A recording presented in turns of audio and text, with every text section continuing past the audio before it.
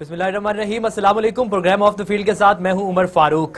अगर क्रिकेट में सबसे पहले बात कर ली जाए तो शेन वॉर्न पे थोड़ी बात कर लेते हैं। 52 साल की उम्र में ऑस्ट्रेलवी लेग स्पिनर जो है वो इस जहाने फानी से कूच कर गए।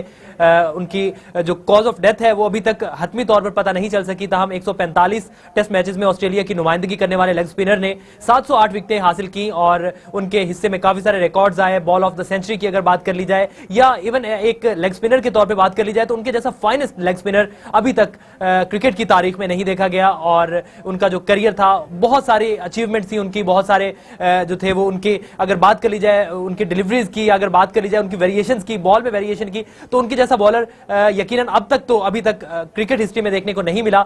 और आगे मुस्तकबिल में भी जो है वो इस तरह का बॉलर आना ये बहुत शाज़ो नादिर है। बहुत नायाब ऐसी चीजें होती हैं, बहुत नायाब इस तरह के बॉलर होते हैं इस तरह जो इस तरह से आते हैं और फिर जिस तरह उन्होंने क्रिकेट को सर्व किया और जिस तरह से उन्होंने परफॉर्म किया, रिमार्केबल। इस पर भी बात भी करेंगे, इस पर डिस्कशन भी करेंगे। तलाल डार हमारे साथ मौजूद हैं, स्पोर्ट्स तजियाकार हैं। बहुत शुक्रिया तलाल भाई प्रोग्राम में वक्त देने के लिए। सबसे पहले तो शेन वॉर्न को यूं कह लीजिए कि ट्रिब्यूट पेश करने के लिए या उनके करियर पे एक नजर डालिए।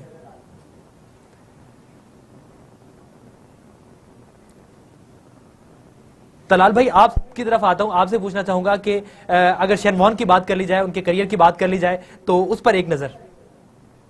जी बिल्कुल, शेन वॉर्न की सबसे बड़ी बात ये थी कि ना वो कोई उनका रनअप होता था, चंद कदम चल के वो बड़े सिंपल से एक्शन के साथ बॉल करा देते थे, लेकिन उनकी रिस्ट के अंदर पता नहीं कोई टर्बो लगा हुआ था या ऐसी क्या बात थी उनके अंदर कि इतनी जबरदस्त उनकी बॉल स्पिन होती थी। हमने 93 94 जो एशेज सीरीज थी, माइक गैटिंग को जिस तरह से उन्होंने बोल्ड किया था, जिसको अभी आपने जिक्र किया कि बॉल ऑफ द सेंचुरी भी कहा जाता है, और इसके अलावा जिस तरह उन्होंने 2005 की एशेज सीरीज में एंड्रयू स्ट्राउस को आउट किया, तो अक्सर वो ऐसे एंगल से बॉलर बैट्समैन को बोल्ड कर देते थे कि बैट्समैन थोड़ी देर तो पता था कि भाई बॉल गई कहां से।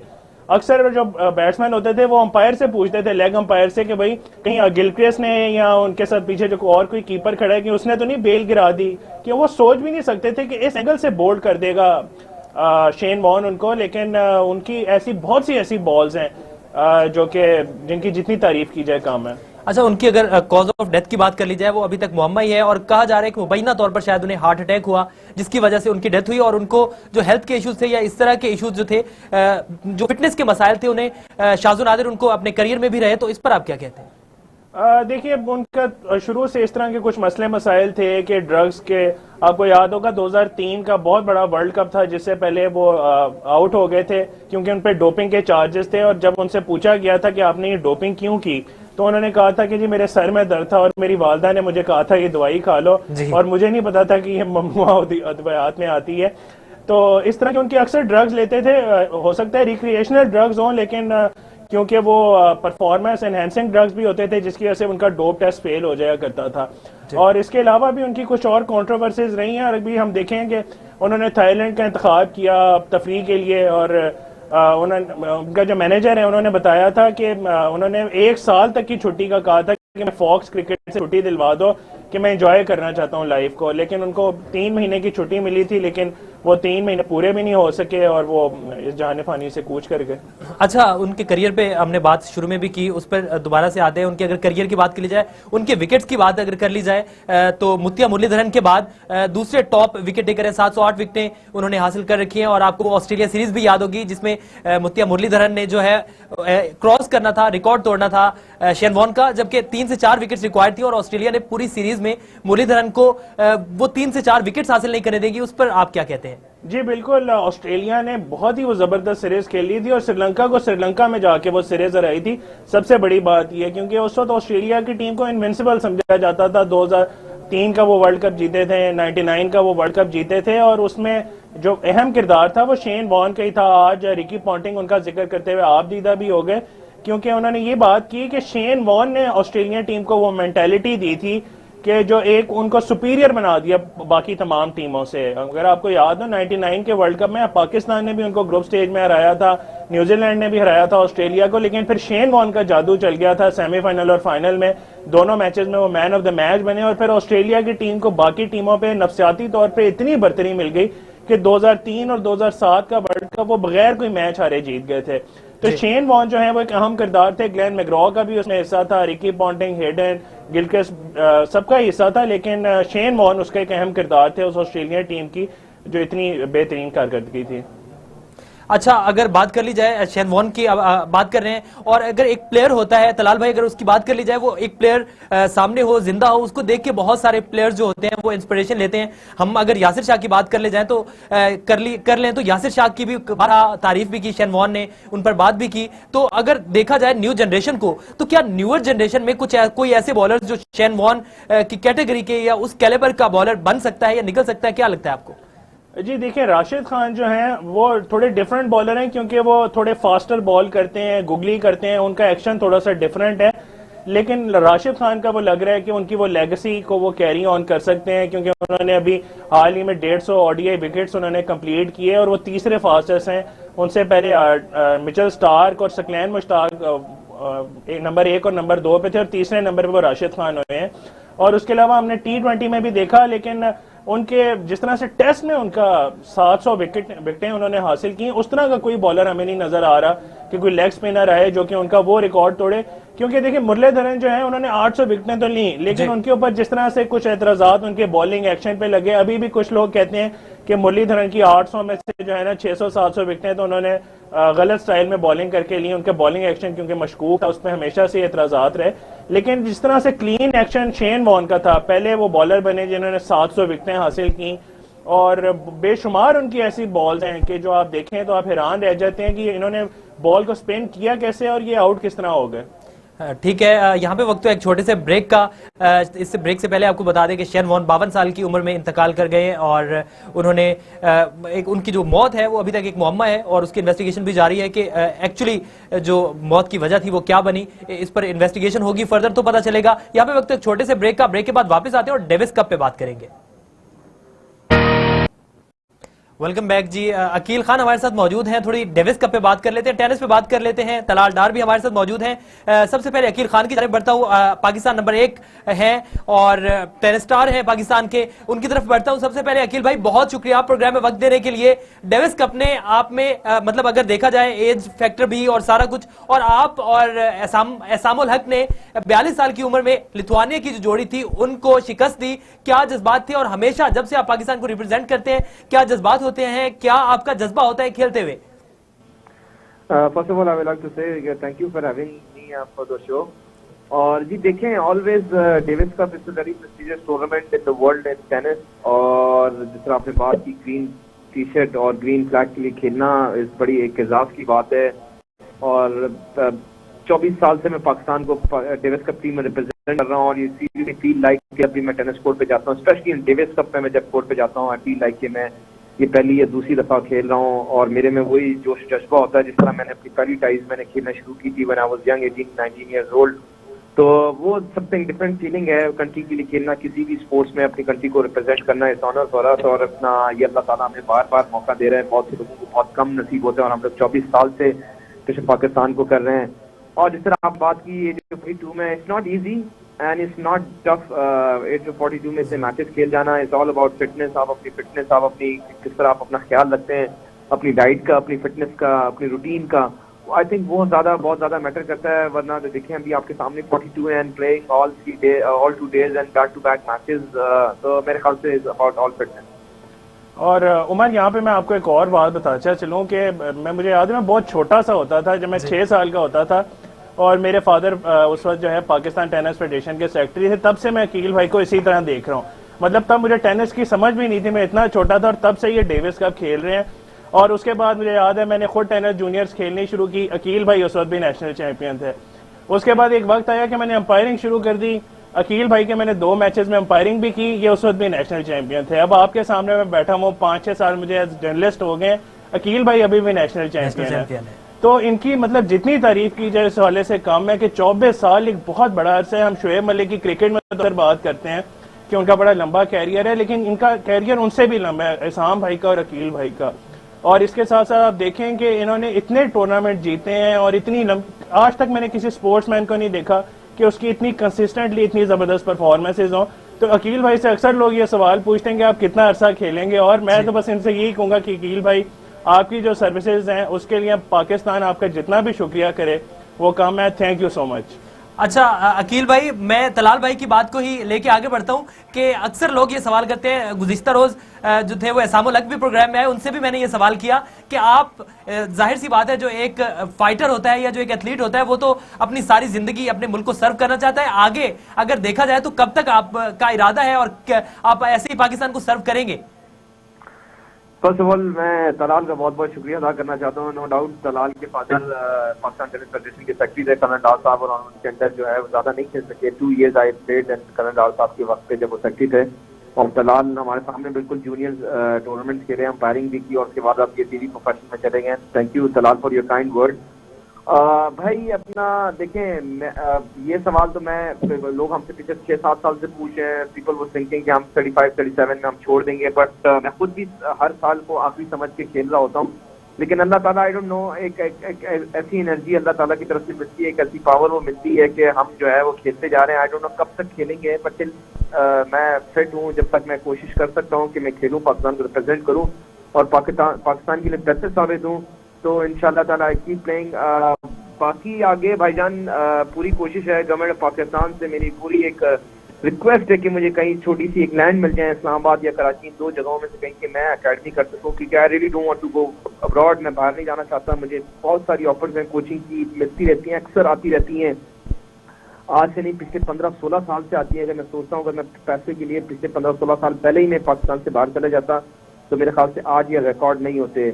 बट लुकिंग फॉरवर्ड जी, मेरे तो अपना अब इतनी लंबी सर्विसेज करने के बाद मेरी तो गवर्नमेंट से एक ही रिक्वेस्ट है कि जी मुझे कहीं से बिल्कुल लैंड मिले और मैं एक अकेडमी बनाऊं और मैं अपने से कहीं बेहतर अकील खान और इसामुल हक कुरैशी हमको तैयार करने की कोशिश करें उसमें। तलाल भाई, इसी बात पे आपसे पूछना चाहता हूं, क्योंकि पाकिस्तान में अगर देखा जाए तो टेनिस जो है ये एक ऐसा खेल है कि बहुत कम लोग जो है वो इस साइड पे आते हैं, या क्योंकि स्पोर्ट्स को वैसे भी ओवरऑल देखा जाए तो इसको तवज्जो की जरूरत है, अदम तवज्जी का शिकार है। और अगर एसामुल हक से भी हमने ये बात की, वो भी यही कह रहे थे कि पाकिस्तान को आगे करना चाहते तो इसके प्लेयर्स अकील खान जैसे या एसामुल हक जैसे प्लेयर्स आगे अगर हमें चाहिए या इस मुल्क ने अगर प्रोड्यूस करने हैं, इस मट्टी से निकलेंगे, लेकिन उनको तराशने के लिए एकेडमीज चाहिए। तो इस हवाले से अगर जो बुनियादी स्ट्रक्चर है पाकिस्तान में टेनिस का, क्योंकि आप टेनिस में भी रहे हैं, आपने टेनिस खेले भी हैं, तो आप स्ट्रक्चर पे थोड़ी सी बात करें। देखिए, यहाँ पे मैं ये बात जरूर करना चाहूंगा कि अगर अकील भाई को प्रॉपर सपोर्ट किया जाता और इन पे प्रॉपर फंडिंग की जाती तो शायद ये टॉप वर्ल्ड 100 में जरूर होते, क्योंकि विदाउट एनी सपोर्ट और बगैर किसी जो है ना हेल्प के बगैर ये वर्ल्ड नंबर 350 तक आ गए थे। और इंडिया जहाँ पे इतना ज्यादा खिलाड़ियों का सपोर्ट किया जाता है, इन्होंने वहां पे जाके कई फ्यूचर टूर्नामेंट जीते और उनके नंबर 1 नंबर 2 प्लेयर्स इवन हराए, और इन्होंने लैंडर पेस जो कि मतलब लेजेंड है इंडिया के, कई ग्रैंड स्लैम जीते हैं। उनको इंडिया में जाके ये 6 लव एक सेट जीते थे डेविस कप के अंदर वो, और 5 सेट्स में वो मैच गया था, मुझे याद है 2006 के अंदर। तो अगर ये विदाउट एनी सपोर्ट अगर अकील भाई इतना कुछ कर सकते हैं तो आप खुद सोच लें कि अगर इनकी सपोर्ट की जाती तो ये क्या कुछ कर सकते थे।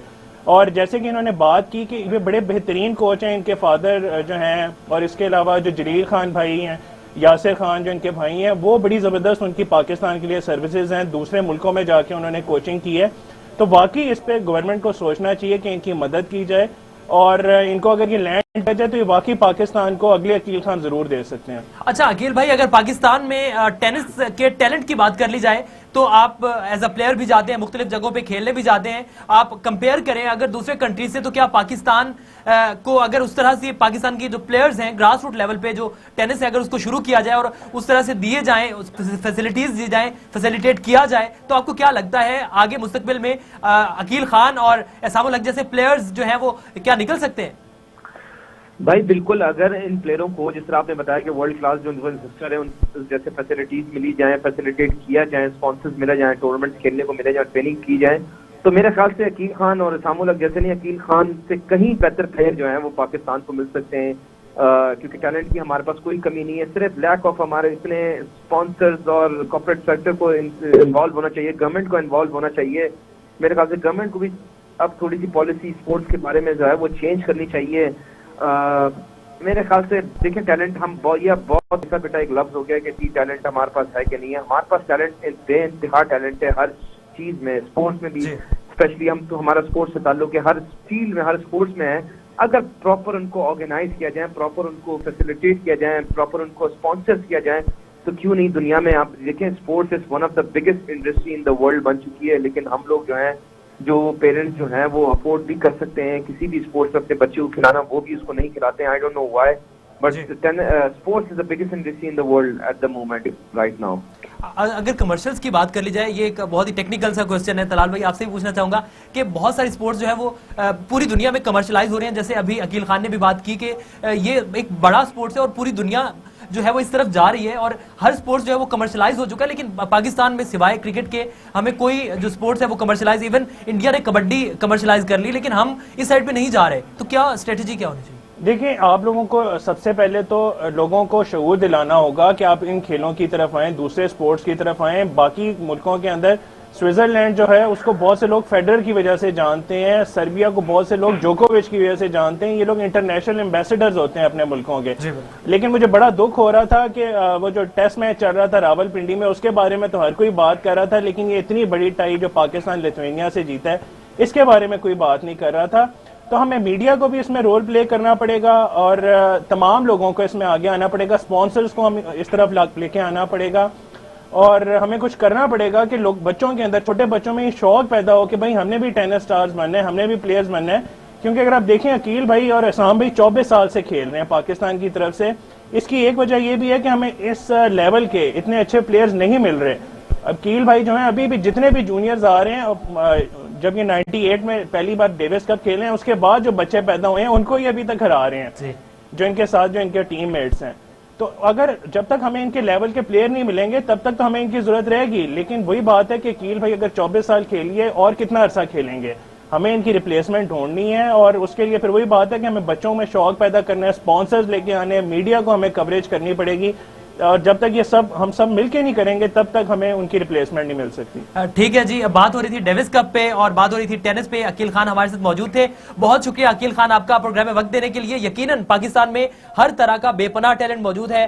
अगर किसी चीज की कमी है तो उनको तलाश करने की, उसको पॉलिश करने की, उनको उस तरह से फैसिलिटेट किया जाए तो यकीनन हम बहुत कुछ कर सकते हैं और बहुत सारी चीजों में आगे जा सकते हैं। और स्पेशली स्पोर्ट्स को अगर बात की जाए, स्पोर्ट्स की, तो जो स्पोर्ट्स के खिलाड़ी होते हैं वो एम्बेसडर्स होते हैं अपने कंट्रीज के, वो पूरी दुनिया में जाकर रिप्रेजेंट करते हैं पाकिस्तान को। और पाकिस्तान का हो या किसी भी मुल्क का खिलाड़ी हो, सिर्फ अगर हॉकी को ही ले लिया जाए, अगर हम हॉकी की बात कर ले जाए तो हॉकी वो एक खेल है, ऐसा खेल है जिसने पहचान दिलाई पाकिस्तान को दुनिया भर में। लेकिन आज हॉकी कहां है? तो उसी तरह से क्रिकेट के अलावा अगर मोस्टली स्पोर्ट्स की बात कर ली जाए तो तनज़्ज़ुली का शिकार है और उनको तवज्जो की जरूरत है, उन पर तवज्जो दी जाए, उनको अगर कमर्शलाइज किया जाए तो वो अपने पैरों पर खड़ी हो सकती है और अच्छा टैलेंट सामने आ सकता है। यहां पे वक्त छोटे से ब्रेक का, ब्रेक के बाद वापस आएंगे और ऑस्ट्रेलिया सीरीज पर बात होगी।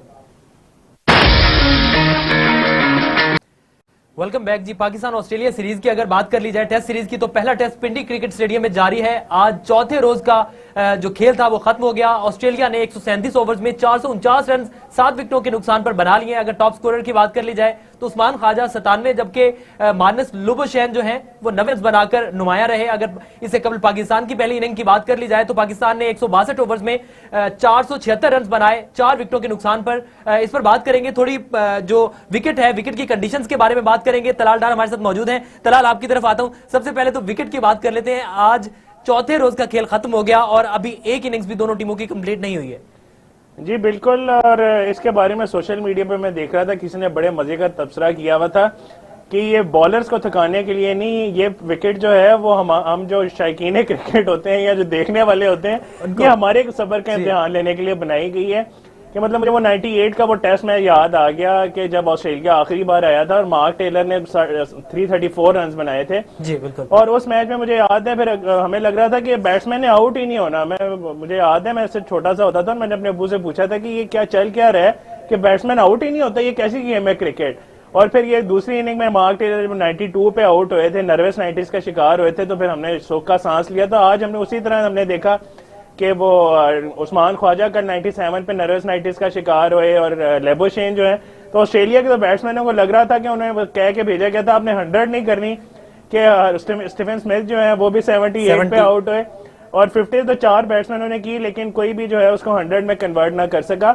लेकिन फिर भी हमने देखा कि ऑस्ट्रेलियन बैट्समैनों में कम से कम हमें कोई इंटेंट नजर आया कि वो पाकिस्तान से कम तेज खेले। हालांकि हमारे ये होम ग्राउंड है और हमारे बैट्समैनों को चाहिए था कि कम से कम आप चले, आपने स्टार्ट थोड़ा आराम से किए, अब आखिरी ओवर्स में तेज खेल लेते। आपने 4 विकेटों के ऊपर डिक्लेयर कर दिया, कम से कम आखिरी 10 ओवरों में ही आप 6 से ऊपर के रन रेट पे खेल लेते, ज्यादा से ज्यादा ऑल आउट हो जाते। ऑल आउट होने में कोई नुकसान नहीं था, लेकिन अगर मेरे ख्याल से आप उस वक्त 550 रन कर लेते 162 ओवरों में, तो कम से कम इस वक्त ऑस्ट्रेलिया के जहन में थोड़ा सा डर होता। वो इस वक्त सिर्फ 27 रन पीछे हैं पाकिस्तान के पहली इनिंग्स के टोटल से, लेकिन अगर वो 100 रन पीछे होते इस वक्त, तो उनके जहन में ये बात होती कि कहीं पाकिस्तान सुबह उनको जल्दी आउट करके इस मैच को रिजल्ट की तरफ ना ले जाए। लेकिन वो भी उनको बिल्कुल इत्मीनान सुकून है कि पाकिस्तान का भी कोई इतना इरादा नहीं लग रहा कि वो मैच का रिजल्ट निकालना चाहते हैं, और ऐसे लग रहा है कि जिस तरह सारे तैयार होकर बैठे हुए कि ये मैच ड्रॉ की तरफ ही जाना है। अच्छा तलाल भाई, एक और चीज अगर मैं टेस्ट क्रिकेट के बारे में पूछना चाहूँ as a test cricket fan, कि काफी अरसे बाद हमें दोनों इनिंग्स इतनी बड़ी देखने को मिली, क्योंकि अमूमन देखा हमने कि टेस्ट क्रिकेट में अब तेजी आ गई है, जैसे जैसे डेवलप हुई है क्रिकेट और जैसे जैसे मॉडिफाई हो रही है, उसी तरह से हम देख रहे हैं कि थोड़ा रन बनता है और हर टीम जो है वो रिजल्ट की तरफ जाती है, जीतने की तरफ जाती है। लेकिन इसमें हमने देखा काफी अरसे बाद, वैसे एज अ क्रिकेट फैन में एक्सपेक्ट कर रहा था कि बड़ा रन बनना चाहिए दोनों टीम्स की जानिब से, और वो बड़ा रन देखने में मिला। लेकिन दूसरी जानिब हमने देखा कि बड़े से बड़े बॉलर शाहीन अफरीदी हो, पैट कमिंस हो, मिचेल स्टार्क हो, जॉश हेजलवुड हो, बड़े बड़े प्लेयर्स, बड़े बड़े बॉलर जितने भी देख लें वो सारे फ्लॉप हो गए। जबकि अगर खातिर खा परफॉर्मेंस की अगर बात कर ली जाए तो नुमान अली हैं जिन्होंने 4 विकेटें हासिल की, बाकी सब एक एक विकेट पे ही रहे। जी बिल्कुल, मुझे ऐसा लग रहा है कि जिस तरह पीसीबी ने शायद ये भी सोचा कि फहीम अशरफ, हसन अली और हारिस रऊफ इंजर्ड हैं, और कहीं ऐसा ना हो कि इन बॉलर्स की एब्सेंस के अंदर ऑस्ट्रेलिया में टेस्ट मैच ना हरा दे। लेकिन मेरे ख्याल से अगर थोड़ी सी हिम्मत का मुजाहरा किया जाता और विकेट पे थोड़ी ग्रास छोड़ी जाती, तो इसमें भी पाकिस्तान जो है वो शाहीन अफरीदी के साथ जो है नसीम शाह के साथ अच्छा रिजल्ट निकाल सकता था इस मैच का। आपके पास एक बड़ी गोल्डन अपॉर्चुनिटी थी कि आप ऑस्ट्रेलिया से नंबर 1 पोजीशन छीन लेते, क्योंकि कल जो श्रीलंका हारा है इंडिया से, श्रीलंका नीचे चला गया है वर्ल्ड टेस्ट चैंपियनशिप के पॉइंट्स टेबल में, और ऑस्ट्रेलिया 1 पे आ गया और पाकिस्तान 2 पे आ गया। लेकिन ये जो रिजल्ट होगा, दोनों टीमों को 4-4 पॉइंट मिलेंगे और 4 पॉइंट जाया हो जाएंगे, इससे दोनों ही टीमों को नुकसान होगा। तो पाकिस्तान अगर इसको थोड़ा सा हिम्मत का मुजाहरा करते, पीसीबी इस पे थोड़ी घास छोड़ता और इस मैच का रिजल्ट निकालते, तो कम से कम एक टीम को 12 पॉइंट मिल सकते थे। और अब हम उम्मीद करते हैं कि कराची और लाहौर में जो दूसरा और तीसरा टेस्ट मैच होना है, उसमें हमें रिजल्ट देखने को मिलेगा। उसमें हमें कम से कम इस तरह की क्रिकेट देखने को ना मिले कि एक बिल्कुल फ्लैट पिच हो, जिसको ऑस्ट्रेलियन मीडिया ने मैच से एक दिन पहले ही बिल्कुल फ्लैट रोड करार दे दिया था। अच्छा, अगर बात कर ली जाए तलाल भाई, आखिरी सवाल, कराची टेस्ट की अगर बात कर ली जाए तो ओवरऑल अगर कराची को देखा जाए तो कराची की जो पिच है, कराची की जो विकेट होती है बहुत आउट क्लास है। लेकिन क्या ऑस्ट्रेलिया के आने से कुछ हम नई चीज कर रहे हैं, या उस पर भी जैसे पिंडी की हमने अगर बात कर लें विकेट की, तो पिंडी की जो विकेट थी ये मोस्टली फास्ट बॉलर्स को सपोर्ट करती है अगर इसकी हिस्ट्री उठा के देखी जाए, लेकिन बिल्कुल फ्लैट बना दी। तो क्या कराची में क्या आप देख रहे हैं कि क्या अगर हमारे बॉलर्स जो हैं वो इंजर्ड हुए हैं, वो अगर फिट नहीं होते तो वहां भी इसी तरह की गेम हमें देखने को मिलेगी? जी, हसन अली, फहीम और हारिस तीनों ने इस स्क्वाड को ज्वाइन कर लिया और हमें उम्मीद है कि कराची टेस्ट में थोड़ा इंटरेस्टिंग देखने को मिलेगा। अगर आपको याद हो 2006 में पाकिस्तान इंडिया की सीरीज हुई थी, जिसमें पहले 2 मैचेस लाहौर और फैसलाबाद में बिल्कुल डल इसी तरह ड्रॉ हो गए थे, 500-600 रन बनते थे, ड्रॉ हो जाते थे। और फिर जब तीसरा टेस्ट मैच कराची में हुआ था, उसमें पहली ही 3 बॉलों के ऊपर इरफान पठान ने हैट्रिक कर ली थी और बड़ा ही वो इंटरेस्टिंग मैच हुआ था। पाकिस्तान के 39 पे 6 आउट हो गए थे, लेकिन उसके बावजूद पाकिस्तान ने वो मैच जीत लिया था। तो हम उम्मीद करते हैं कि कराची का टेस्ट जो है उसी तरह हमें इंटरेस्टिंग देखने को मिलेगा, उसमें घास भी होगी। और जो सारे लोग एक्साइटेड हैं, PAT Cummins, Josh Hazlewood, Mitchell Starc, Shaheen Afridi, इनको जो है बॉलिंग करते हुए देखने के लिए, विकेट्स को लेते देखने के लिए, वो देखने को मिलेगा। ठीक है, बहुत शुक्रिया तलाल भाई, हमारे साथ मौजूद थे। सीनियर स्पोर्ट्स तजियाकार है। प्रोग्राम का वक्त खत्म हो गया है और पिंडी टेस्ट भी कल खत्म हो जाएगा और हमारी आपसे कल मुलाकात होगी इसी टाइम। तब तक के लिए इजाजत दीजिए, अल्लाह निगहबान।